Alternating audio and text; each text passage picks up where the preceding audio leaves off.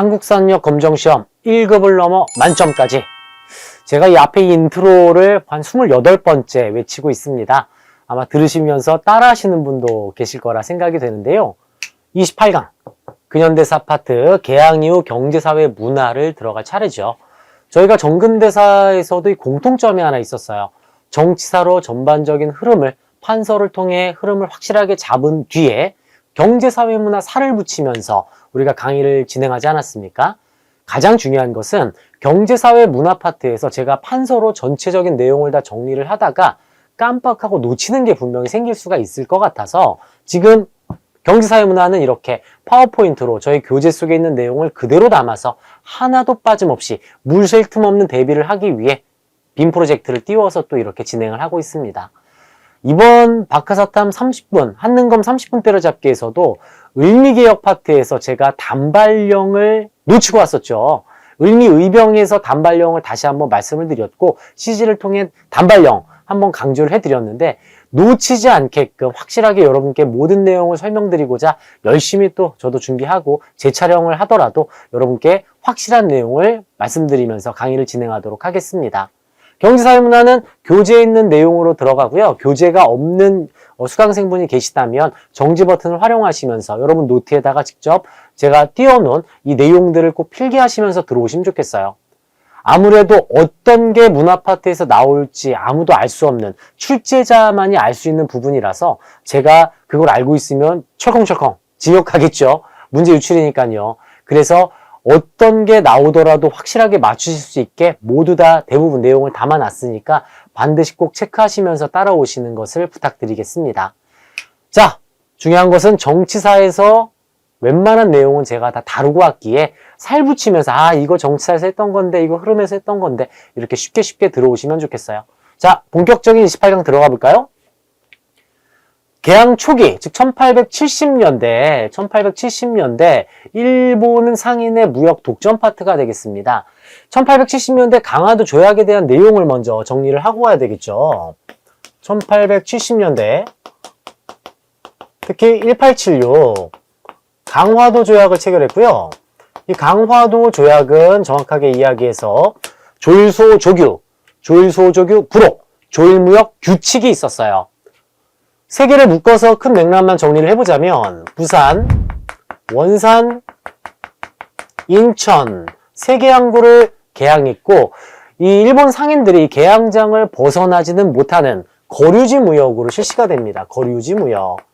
1876년을 체결한 거류지 무역은 개항장 10리 이내까지 일본인들이 돌아다닐 수 있게 되어 있었고요. 시간이 지나면서 이게 50리, 100리로 확대가 됩니다. 부산, 원산, 인천에 들어와서 거류지 무역이 단행되었으며 조일무역 규칙을 보면 무관세였죠. 무관세.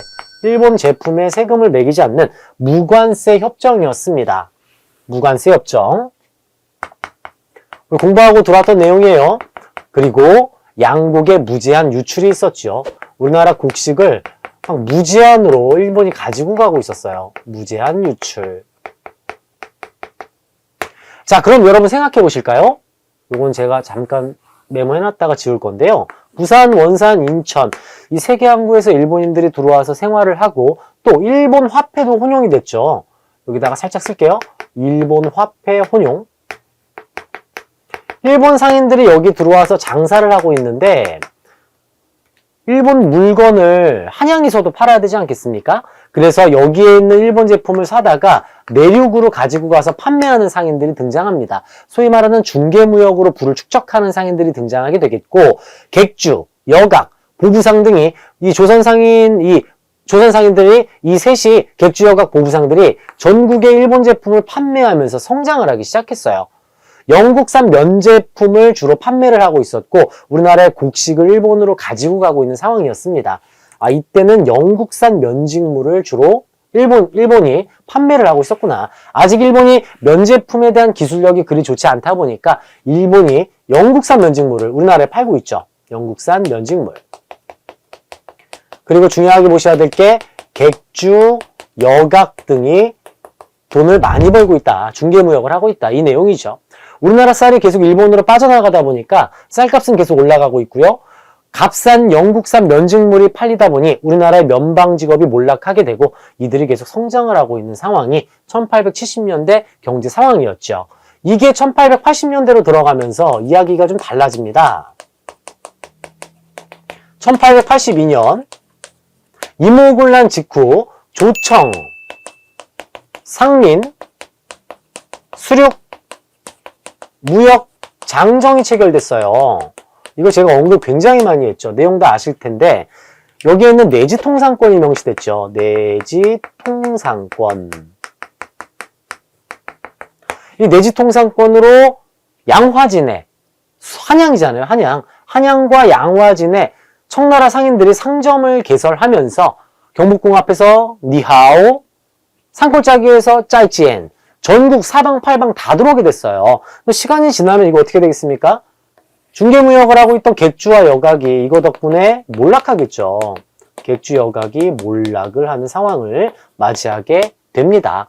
자, 그리고 1882년 조청상민 수륙무역 장정뿐 아니라 쪼미수호 통상조약에서 미국에게 최초의 최애국 대우를 우리가 주지 않았습니까? 1883년에 일본과 조약을 다시 체결했어요. 조일 통상장정이라고 하고 엄밀하게 얘기해서 조일통상장정 개정이라고도 합니다. 이게 무슨 소리냐면 76년에 조일무역규칙 있죠. 이 조일무역규칙이 다른 말로 조일통상장정이에요. 조일무역규칙에 대한 내용을 개정하겠다. 그래서 우리 한능검에서는 83년에 조일통상장정 이 개정판을 조일통상장정이라 하고 76년을 그냥 조일무역규칙이라고 이야기를 하고 있습니다. 이 조일통상장정은 서로 하나 두 개씩 주고받은 상황인데요. 자, 한번 상황을 한번 들어가 볼까요? 제가 이제 조선인입니다. 일본 사람이고요. 야, 일본! 미국과도 관세협정인데 너는 왜 아직도 무관세냐? 관세협정으로 바꾸자. 그러자 일본 사람이 뭐라고 할까요? 콜! 관세협정 받아들이겠어. 나도 조건이 있다. 나도 최애국 대우 줘. 그래, 너도 줄게. 미국도 줬는데 너도 최애국 대우. 야, 그리고 나 조건이 하나 또 있어. 조선 입장에서 일본인에게 또 얘기하죠. 뭔데? 야, 곡식을 무제한으로 가져가니 쌀값이 너무 상승됐다. 방공령 조항을 좀 넣어야 되겠다. 방공령이 뭐냐? 우리 국가에서 너네에게, 일본에게 곡식 수출을 금지시키는 조항이야. 방공령 조항 넣을 거야. 좋아! 해! 근데 우리도 준비를 해야 되잖아. 조건이 있어. 한 달 전에 우리 일본에다 통보를 해줘. 그러면 인정. 이 세 가지가 들어있는 게 조일통상 장정이에요. 관세협정. 일본에게 최애국 대우를 허용했습니다. 이 얘기는 내지통상권을 일본이 가져간다는 얘기죠.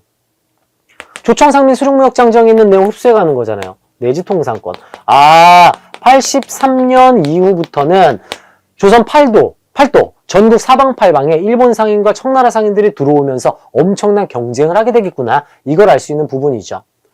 청일전쟁 이후, 1890년대 청일전쟁 이후 일본이 승리하면서 조선의 상권을 일본이 완전히 장악하게 되었고요. 중개상인들은 계속해서 타격을 입는 상황까지 오게 됐어요. 여기서 눈여겨보셔야 될 게 이거죠. 조일통상장정. 그리고 조청상민 수륙무역장정. 이 80년대 이 두 개의 조약만큼은 확실하게 정리를 하고 계셔야 되겠습니다. 자, 1889년에 1889에 방공령 사건이 하나 일어났어요. 1889년 방공령 사건. 우리가 일본으로부터 곡식이 계속 빠져나가니까 방공령을 선포합니다. 근데 일본이 말도 안 되는 트집을 잡기 시작하는 거죠. 야, 한 달 전에 통보 안 했잖아. 이거 안 돼. 방공령 취소하고 우리 손해봤으니 배상금 내. 이렇게 말도 안 되는 트집을 잡으면서 방공령을 철회시켜버립니다. 조일통상장정으로 양국의 무제한 유출이었으나 제가 말씀드렸던 이 조일무역규칙이죠. 이것을 조일통상장정, 즉 개정판 83년도에서 방공령을 명시를 해놨는데 한 달 전 통보 선포하라고 하다 보니까 한 달 전 통보 이제 선포한다는 규정을 어겨서 방공령을 철회하고 오히려 배상금을 지불한 사건이 이 방공령 사건이에요. 계속해서 일본으로 곡식이 유출되고 있음을 파악할 수가 있죠. 당연히 우리나라 상인들도 이것에 대항하기 위해서 가게 문을 걸어 잠그는 철시투쟁, 문 닫고 장사 안 하는 겁니다. 그 다음 요거 중요합니다. 1898년이면 여러분 대한제국 시기잖아요. 1898년 지난 강의에 살펴봤던 만민공동회와 관민공동회가 있었던 연도입니다. 이때 황국중앙총상회를 조직했어요. 황국중앙총상회. 시전상인 단체예요. 시전상인들이 한국중앙총상회를 조직해서 일본에 대항하기 위한 노력을 하고 있었고, 여러분 우리 조선 후기에 만상, 송상, 경강상인 기억나시죠? 한양에 있는 경강상인이 증기선을 구입하면서 일본 상인에 저항하기 위한 노력을 하고 있었어요. 또 민간 회사들로 대동상회, 장통회사 등이 만들어졌으나 큰 성과를 보고 있지는 못했습니다. 워낙 일본 상인들과 청나라 상인들의 경제 침탈이 엄청났기에 소극적인 이런 저항들이었고 크게 영향을 끼치지 못했다는 점이 중요하죠. 1896년에 여러분 1896년 요 사이로 제가 다시 필기할게요. 아관파천으로 고종이 러시아 공사관으로 옮겨가게 되자 열강들의 이권 침탈이 가속화되기 시작합니다. 최국대우도 규정이 되었고 광산채굴권, 산림체벌권, 철도부설권들을 강대국들이 다 하나 두 개씩 우리의 이권을 가져가는 순간이었어요. 여러분, 이 아관파천 이후 본격화되고 있다. 이거 1896년 이후에 열강들의 이권 침탈 가속화. 요걸 좀 중요하게 보시면 되겠고요. 이후에 이권 침탈이 가속화되고 있다. 요거 하나 눈여겨봐 주시고 1898년에 한국중앙총상회를 조직해서 저항하고 있다. 요 흐름으로만 좀 파악해 두시면 되겠어요. 우리 저항해야죠. 지난주에 배웠던 거. 땅을 보호하자. 보안에 있었죠. 일제가 황무지 개관을 막 계속 요구하고 있고요. 철도부지와 군용지 확보를 구실로 땅을 계속 가져가고 있었어요. 그러면서 1908년, 요건 제가 일제강점기 때 말씀드릴 건데, 우리나라 토지를 일본이 좀 관리를 하겠다는 뜻으로 동양 척식 주식회사가 만들어지기도 합니다. 척식 주식회사. 동양척식 주식회사. 요거는 일제강점기에 좀 많이 나오는 단체가 되겠습니다. 일본이 우리나라에게 차관을 계속 강요하고 있고 일본 제1은행 지점을 설치하는 등 우리의 재정을 계속해서 잠식해 들어가고 있어요. 일제가. 한국 정부의 세관 업무 위탁 관리라던가 일본 화폐 유통을 하기 위해서 일본이 직접 은행을 만들고 이렇게 관리를 하고 있습니다. 심지어 재정고문 메가타가 우리 지난 강의에서 살펴봤지요. 화폐 정리 사업을 단행했는데 이 화폐 정리 사업은 이런 개념이에요. 우리나라 돈이 이 당시에 백동화였어요. 백동화. 동전입니다. 쉽게 얘기해서 이 동전을 가지고 가서 일본 화폐와 교환을 해야 돼요. 지금 환율로 보면 여러분 간단하게 말씀드려서 우리나라 100원이 일본 화폐로 10엔이잖아요. 10엔. 그쵸? 100원짜리 잔뜩 가지고 은행 갑니다. 바꿔주세요. 이제 은행에서 일본인들이 돈의 상태를 확인하는 거예요. 야, 이거 이렇게 찌그러졌어. 이거 뭐 이렇게 묻었어. 이거는 가치가 좀 떨어지겠는데 10엔 못 주겠다. 5엔 줄게. 4엔 줄게. 이런 식으로 정확한 화폐 비율에 따라서 이걸 줘야 되지 않겠습니까? 그러지 않고 돈의 가치를 갑종, 을종, 병종으로 매기는 거죠. 쉽게 얘기해서 A급, B급, C급이에요. A급을 받아야 10엔을 받는 거죠. 하지만 일본 은행에서는, 일본 관리들은 우리나라 돈을 모두 을과 병으로 취급하면서 재산을 많이 가지고 있었던, 특히 화폐를 많이 가지고 있었던 상인들이 엄청난 타격을 입습니다. 자본가들이 10억 갖고 있던 자본가들이 화폐 정리 사업을 통해서 5억, 3억으로 돈이 축소가 되는 순간이었어요. 이것이 재정고문 메가타가 주도한 화폐 정리 사업이라 할 수 있겠습니다. 한국인 설립 은행, 또 상공업자들이 몰락하게 되는 개념으로 들어가겠죠. 중요하게 보셔야 되겠어요. 화폐 정리 사업입니다. 정치사에서 우리 다 다뤄봤던 내용이죠. 자, 이권 수호 운동 한번 살펴볼까요? 독립협회 지난 시간에 살펴봤어요. 러시아의 저령도조차 요구 저지, 또 한러은행 폐쇄 살펴봤던 부분이죠. 프랑스, 독일의 광산 채굴권 요구 역시 우리 독립협회가 열심히 저지를 하고 있었고, 참고로 알아두실게요. 1886년에 조프 수호 통상조약을 체결해요. 뜬금없이 갑자기 이걸 왜 말씀드리냐면 프랑스하고 가장 늦게 조약을 체결합니다. 서양 국가들 중에 프랑스하고 가장 늦게 체결하게 된 이유는 천주교 때문이죠. 천주교를 허용하는 내용이 여기 들어가 있어요. 천주교 허용. 천주교 허용을 가장 늦게 하다 보니까 프랑스하고 조약을 가장 늦게 받았다. 그러니까 우리 근현대사 공부하실 때 천주교 하면 프랑스 이렇게 묶어버리시면 조금 쉽습니다. 병인박해 병인양요. 또 프랑스의 이 천주교 허용, 조프소 통상조약을 가장 늦게 받았다. 이 프랑스가 나와 있길래 추가적으로 좀 말씀을 드렸고요. 민족기업을 육성했죠. 우리도 은행 만들고 회사 만들었죠. 조선은행, 한성은행, 대한천일은행 등을 설립하였고 철도회사, 연초회사 등을 만들었으나 크게 또 활동을 하거나 성장을 하진 못했어요. 한능검에서 단독 문제 절대 안 나옵니다. 이거 참고로만 보시면 되겠고요. 땅을 보호하자, 보완의 반대운동. 우리 이거 배웠습니다. 1904년. 그리고 별표 들어갑니다. 별 2개. 1907년에 동양척식 주식회사는 일제강점기 때 한 번 더 말씀드릴 거니까 이거 지우고요. 이거 중요합니다. 1907년 굉장히 많은 일이 있었던 연도죠. 헤이그 특사 파견, 고종의 강제퇴위, 또한 신민회 활동이 있었죠. 신민회 별 3개였어요. 그리고 같은 해에 대구에서 서상돈이 주도하여 일본에게 진 빚을 갚자. 우선 빚부터 갚아야 한다. 담배 끊어 빚 갚자. 국채보상운동이 단행됩니다. 이거 굉장히 중요해요. 사료를 보시면 서상돈이 담배 끊어 빚 갚자.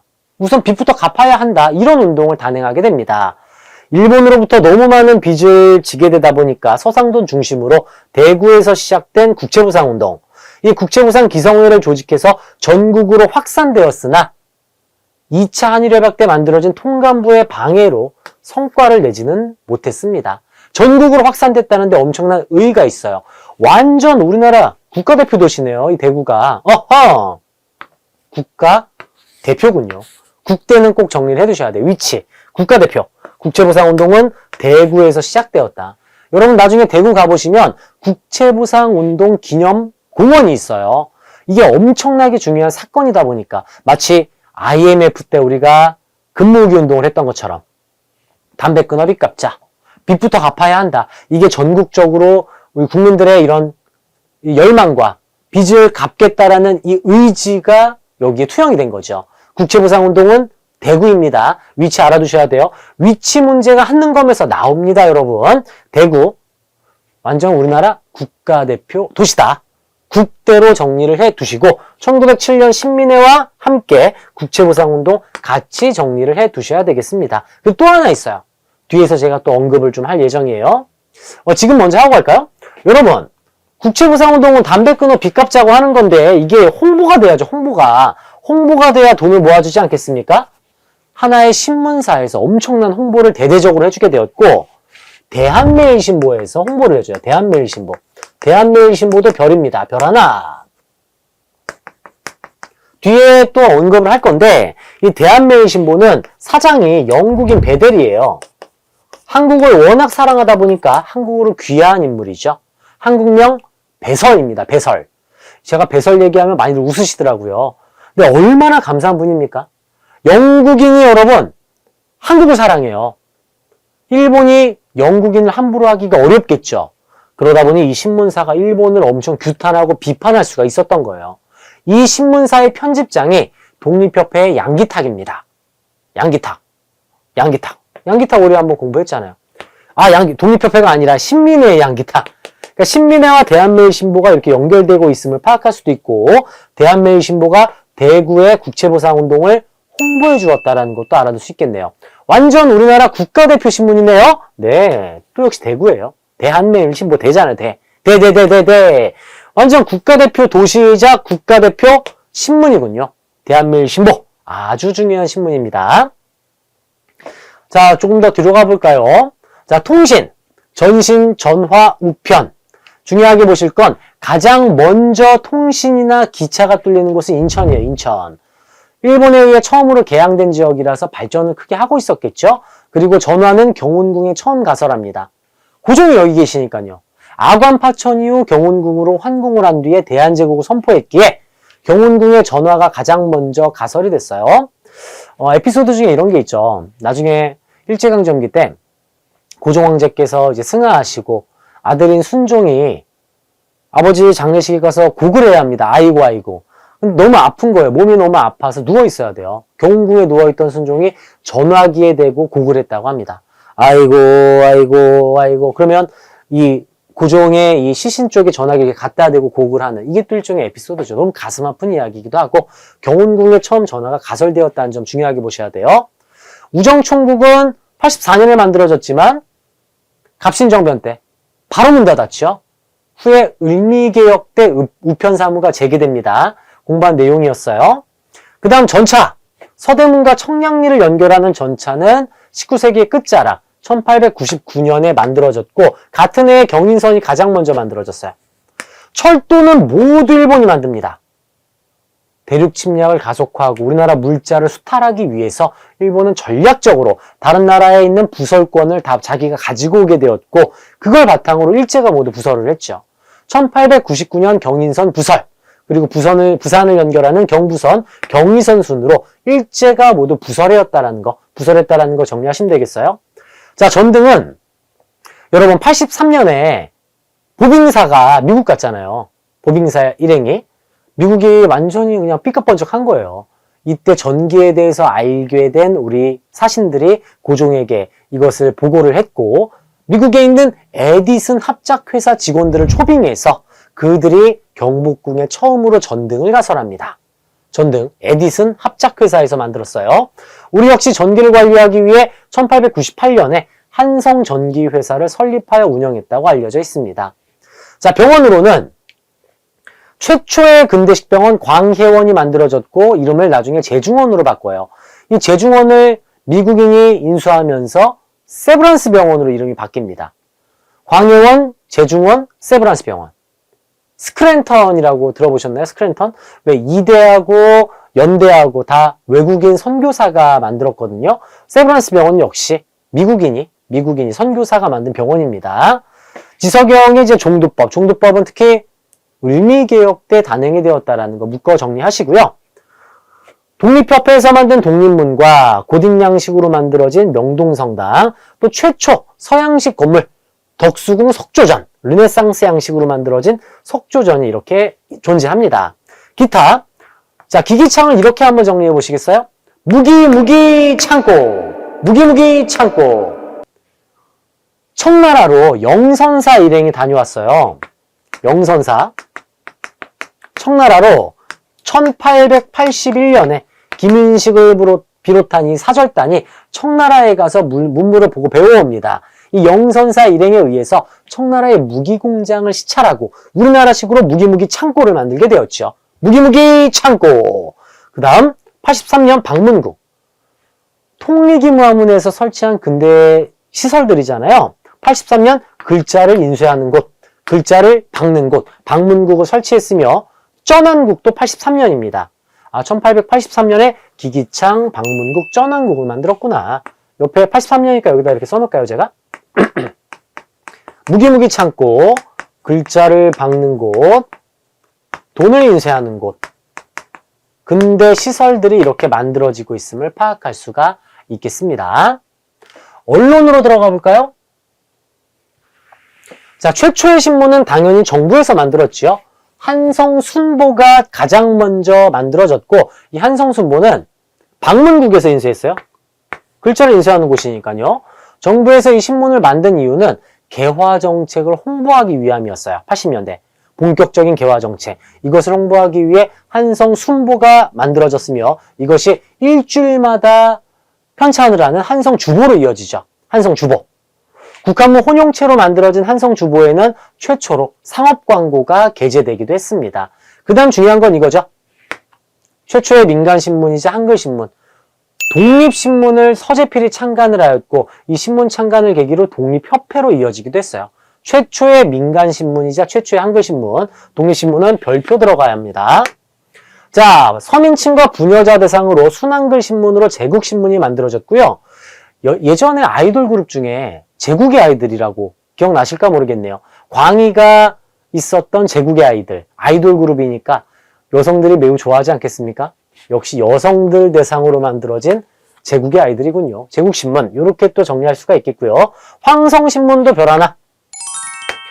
유림층 대상으로 국한문 혼용으로 만들어진 이 황성신문에는 아주 중요한 게 있어요. 이건 제가 필기를 좀 해야 됩니다. 밑에다가 제가 같이 정리해 놓을게요. 황성신문은 장지원이 이 신문사에다가 시일야 방성대곡이라는 논설을 실어버립니다. 묵노와 울다 이런 뜻인데 을사늑약의 부당함을 알리면서 굉장히 강한 어조로 쓴 시일야 방성대곡이 황성신문에 게재가 됐어요. 저 개돼지만도 못한 일제에 의해서 우리의 주권이 강탈당했다. 통탄스럽다, 통탄스럽다. 이렇게 강한 어조, 즉 을사늑약을 비판한 논설, 황성신문에 실려 있고요. 시간이 조금 더 지난 뒤에 대한매일신보에도 같은 내용이 실리게 됩니다. 참고로 알아두세요. 우선 최초는 황성신문이라서 단독문제 출제가 가능합니다. 황성신문. 그 다음 별표 제가 강조드렸던 대한매일신보 나왔네요.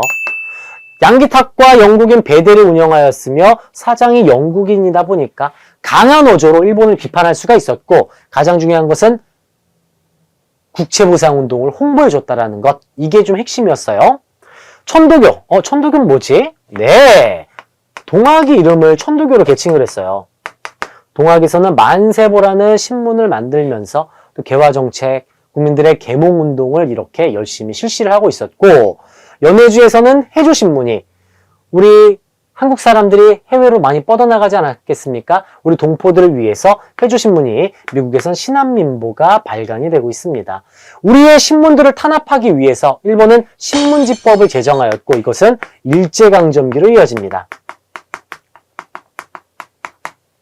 이어짐. 신문 탄압이에요. 신문 탄압. 모든 신문이 이놈의 신문지법 때문에 검열 삭제, 폐간됐어요. 마지막까지 살아있던 대한매일신보도 결국에 일본이 강제적으로 빼앗아가면서 친일파 신문으로 좀 변질되었습니다. 참고로 파악해 두시면 되겠습니다. 신문 단독 문제 나올 수 있어요. 독립신문, 대한매일신보, 황성신문 순으로 중요도입니다. 꼼꼼하게 오셔야 돼요. 또 80년대 정부에서 만든 신문으로 한성순보, 한성주보, 방문국에서 인쇄, 80년대 한성순보 같이 묶어서 보시면 되겠습니다. 자, 학교로 한번 가볼게요. 자, 여러분 여기는 반드시 필기를 해두셔야 됩니다. 정지 버튼 활용하셔서 필기하시고 나서 들어가셔야 되겠고, 저는 요거 좀 지울게요. 이걸 갑자기 제가 지우는 이유는 깜짝 퀴즈를 여러분께 좀 내드리려고요. 근현대사 속에서 함께 하다 보니 정근대사가 사라지고 계실 것 같아요. 얼마나들 기억하고 계시는지 본인 테스트 한번 해보시겠습니까? 학교로 한번 가보겠습니다. 교육기관. 삼국시대. 고구려. 소수지방의 태학. 기억나시죠? 태학. 그리고 통일신라시대. 신문왕의 국학. 그죠? 그리고 발해. 주자감. 이게 모두 교육기관입니다. 유교를 가르치는 교육기관들이죠. 통신라 발해까지. 그 다음 고려시대는 정부에서 운영한 관학이 있었고, 개인이 운영한 사학이 있었어요. 관학과 사학, 사립학교. 기본적으로 관학으로는 국자감이 있죠. 국자감. 지방학교로는 향교가 있습니다. 최충. 문벌귀족 최충이 세운 구제학당을 비롯한 사학 12도. 최충의 구제학당을 비롯한 사학 12도. 이 교육기관이잖아요. 그쵸? 이어서 조선시대는, 조선은 일로 가볼까요? 오직 성리학만 가르치는 성균관. 지방의 향교. 이렇게 연결됩니다. 서원은 여러분, 서원은 정부에서 운영한 학교가 아니죠. 유생들이, 살인들이 만든 교육기관 겸 선현에 대한 제사도 지내고 연구 토론을 하는 붕당의 근거지 서원입니다. 중앙정부에서 향교의 교수, 훈도를 파견해서 가르쳤어요. 이런 것들도 알아두셔야 되겠죠. 자, 그럼 이제 근현대사 교육기관이에요. 이제 최초의 사립학교는 원산학사입니다. 원산 지역의 주민들과 관리들이 힘을 합심해서 만든 83년 원산학사가 최초의 사립학교이고요. 동문학. 동문학. 이건 어떻게 정리하시냐면, 우리나라에서 여러분 동쪽으로 쭉 가면 이 나라의 문자를 공부하는 거예요. 우리나라에서 동쪽으로 쭉 가면 아메리카 나오잖아요. 영어교육기관. 영어교육기관이 동문학입니다. 주로 통역관을 양성하는 학교가 동문학이고, 영재를 육성하는 학교, 유경공원, 요거 중요합니다. 이 유경공원은 서양 선교사를 교수로 초빙해서 가르쳤다고 합니다. 유경공원, 영재육성학교란 뜻인데 영어도 가르쳐요. 영어도 가르칩니다. 그 다음 연무공원 등이 이 근대 교육기관이라 할 수 있겠고 2차 가부개혁 때 교육입국조서 반포했잖아요. 이에 발맞추어서 한성사범학교를 세웠고 소학교라던가 외국어학교를 본격적으로 만들어가기 시작했죠. 광무개혁 이후에는 상공업을 강조하고 양성하기 위해서 농산공학교랑 각종 실업학교 등이 이때 만들어집니다. 이거 참고용이에요, 그냥. 이어서 서양인 선교사들이 만든 아펜젤러의 배제학당. 지금 배제대학교가 이 뒤를 이어가고 있습니다. 이 배제학당, 이화학당, 역시 서양 선교사가 만든 학교. 지금의 이대죠, 이화학당. 이대가 아니라 이화여자고등학교죠. 네, 이화여자고등학교, 이화학당은 유관순 열사가 다니던 학교입니다. 이화여자고등학교, 오산학교, 대성학교. 이 이승훈 선생이 만든 오산학교와 안창호의 대성학교는 신민회에서 만든 학교예요. 신민회. 여기는 서양 선교사들이 만든 학교이며 이 신민회에서 만든 대성학교, 오산학교가 존재하죠. 서북학회와 기호흥학회 등 학회를 만들어서 우리 민족의 학문과 교육을 계속 단행하고자 노력을 하고 있고요. 일제는 일본인 교사, 일본어 보급, 교과서 검정제도, 이거 정부의 허가를 받아야지 교과서 찍어낸다는 얘기죠. 사립학교령을 공포하면서 우리 민족의 교육을 탄압하였습니다. 큰 맥락으로 여러분, 이 부분의 학교, 특히 유경공원, 원산학사가 키워드로 나올 수 있고요. 교육입국조서 워낙 중요하죠. 그리고 서양 선교사가 만든 학교와 신민의 학교들, 이 정도만 좀 눈여겨봐 주시면 되겠어요. 학교 파트였습니다. 자, 국학연구 한번 가볼까요? 가부개혁 이후에 드디어 한글도 공문서에 함께 사용을 하기 시작했고 독립협회의 독립신문 이후 한글신문들이 많이 만들어지기 시작했어요. 독립신문도 있었고 그리고 제국신문도 있었죠. 국문연구소는 이제 주시경 선생이 여기에서 큰 활동을 하십니다. 1900년대 주시경 선생의 국문연구소, 한글 연구를 끝없이 하면서 한글을 잃어버리지 않게 하기 위한 노력이 단행되고 있습니다. 우리 일제강점기의 또 민족 지도자 신채호 선생께서 독사신론을 이순신전, 을지문덕전의 위인전 등이 이제 편찬되었는데 이것이 왜 나오냐면 우리나라는 항상 국난 상황 때마다 영웅이 등장해서 이것을 극복했다. 민족의 희망을 심어주기 위해 이런 위인전 등이 편찬이 됐어요. 외국의 흥망사, 월남망국사라던가 미국의 독립사, 이태리 건국 삼걸전 등이 편찬이 됐던 시기이기도 합니다. 이 부분에서는 이제 1900년대 국문연구소가 있었다. 요것만 체크를 좀 해두시면 좋겠어요. 문해 역시 그냥 참고로 그냥 쭉 훑어보시면 돼요. 신소설, 신채식, 그 다음 서양의 서적들을 이제 번역해서 편찬을 하기도 했고 창가유행, 뭐 이런 거 있죠, 여러분. 오랫동안 사귀었던 이런 식으로 서양의 멜로디에 우리 가사를 붙여서 부르는 식, 이런 것들이 이제 유행을 하기 시작합니다. 신재호 선생의 판소리 5마당을 또 정리를 했던 시기이기도 하고요. 요거는 연도 보세요. 1900년대 최초의 서양식 극장 원각사가 만들어졌죠. 연도 체크해 두셔야 되겠습니다. 1908년 원각사, 최초의 서양식 극장. 전통적 회화도 계속 성장을 하지만 서양 화풍이 소개되면서 미술에서도 발전이 계속 이어지고 있었습니다. 자, 종교계 한번 가볼게요. 별표 들어갑니다. 단독 문제 나옵니다. 나오죠. 유교. 유교의 개혁이 필요하다. 박은식의 유교 구신론 나올 확률이 있어요. 한용운 선생 나왔습니다. 최근에 기출문제에서. 불교하면 한용운이에요. 불교 유신론. 박은식 선생은 유교고요.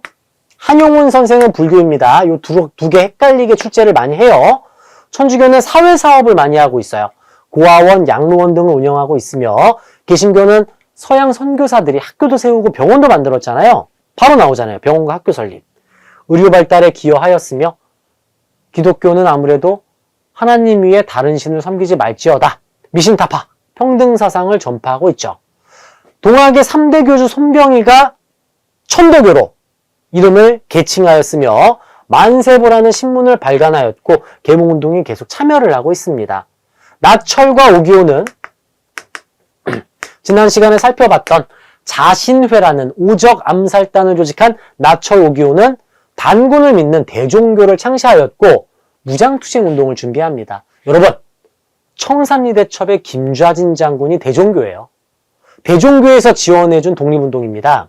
무장독립투쟁을 전개하면서 중광단이 더 발전해서 북로군정서군, 이들이 청산리대첩으로 이어집니다. 이 부분에 대해서는 일제강점기에 자세하게 말씀드리도록 하겠습니다.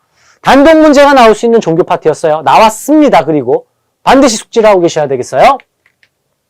자, 이렇게 조금 숨가쁘게 개항 이후 경제사회 문화 파트를 살펴봤는데요. 정치사에서 대부분 언급한 부분 아니겠습니까? 사회와 문화 파트, 특히 문화 파트는 시험 보기 전에 총정리하시면서 암기를 하시는 걸 추천을 드리고, 이 강의 확실하게 필기하시면서 때려잡으신 뒤에 다음 강의로 찾아오시면 되겠습니다. 가슴 아픈 역사 가장 중요하다고 말씀드렸어요. 두 번 다시 반복되지 않게 하기 위해서는 가슴 아픈 역사, 시련의 역사, 아픔의 역사가 중요합니다. 우리 민족의 정말 아픈 시기, 일제강점기에서 여러분 기다리고 있겠습니다. 1910년대 다음 강의, 감정을 담아서 여러분께 잊혀지지 않는 역사가 될 수 있게 확실하게 저 역시 강의 준비해서 찾아오도록 할게요. 다음 강의에서 뵙겠습니다. 고생하셨습니다.